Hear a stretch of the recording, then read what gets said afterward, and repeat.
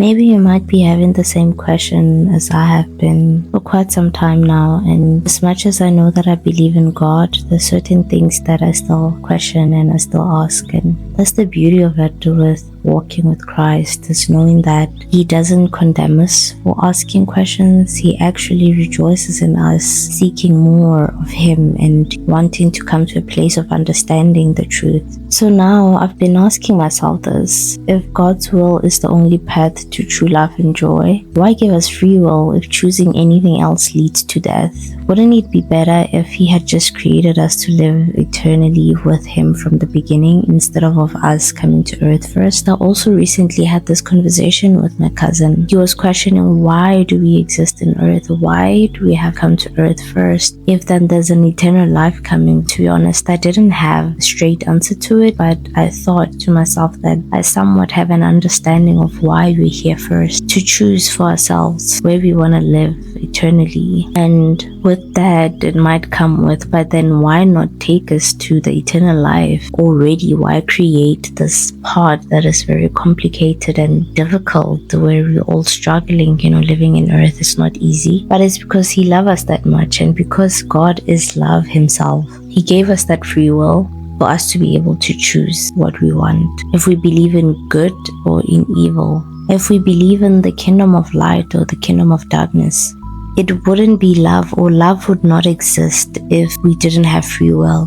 Because if we are forced to an eternal life with God without having the right to choose what we actually want, then that's not love. And He is the true essence of love. Therefore, that's the reason why He gave us the free will, for us to choose for ourselves what we want out of it.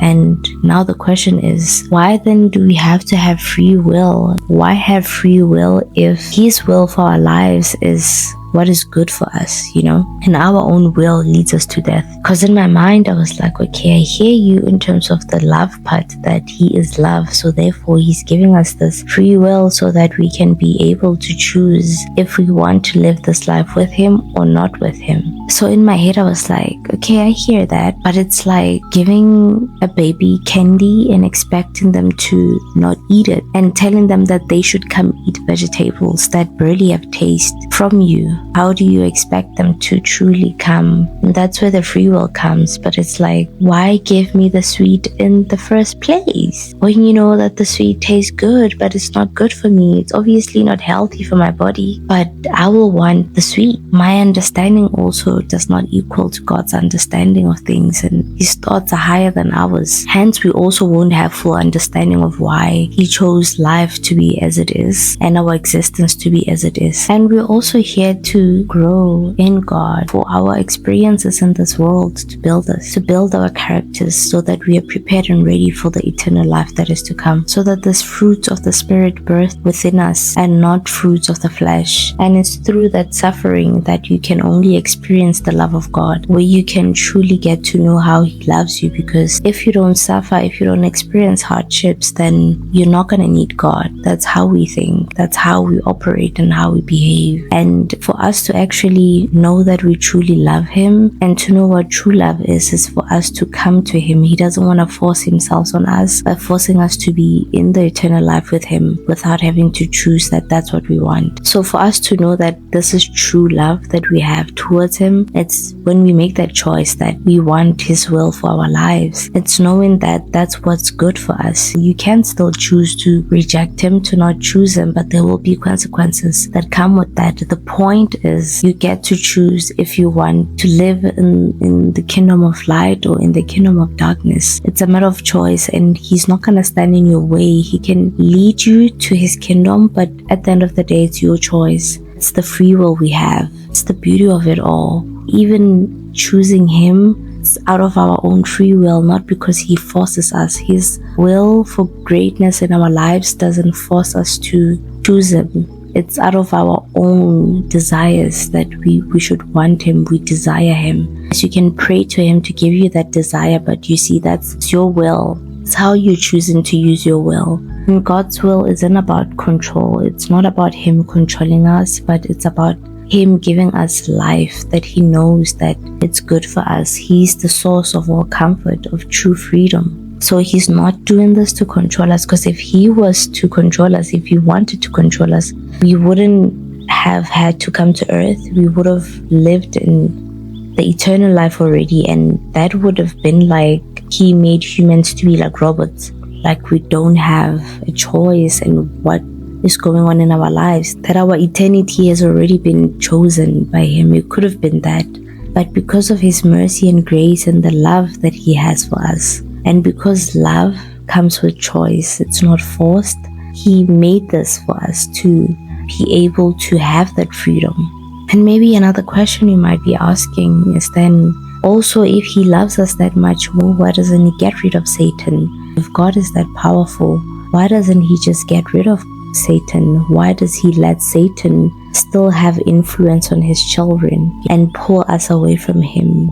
It's so that we can always depend on God. Because if life was just only good, there was no evil in the world, then we wouldn't know what choosing God is, what having to intentionally choose God is, and what intentionally seeking him and knowing that you need him is. We wouldn't have suffering, we wouldn't have hardships, and therefore we wouldn't be able to grow. Our characters wouldn't grow. We wouldn't have the wisdom that we have. These conversations wouldn't exist. Our faith would not exist, because how do you have faith when everything is already given to you? Faith is hoping for things that you do not yet see, but you believe in God and trust in him to provide for you. So if life was already good, if life did not have challenges, like Satan is already defeated, as much as he is, he influences us and he makes life harder than it already is for us. But if he did not exist, we wouldn't know God, we wouldn't know his love, we would lack knowledge and wisdom and understanding and have deep connection with God.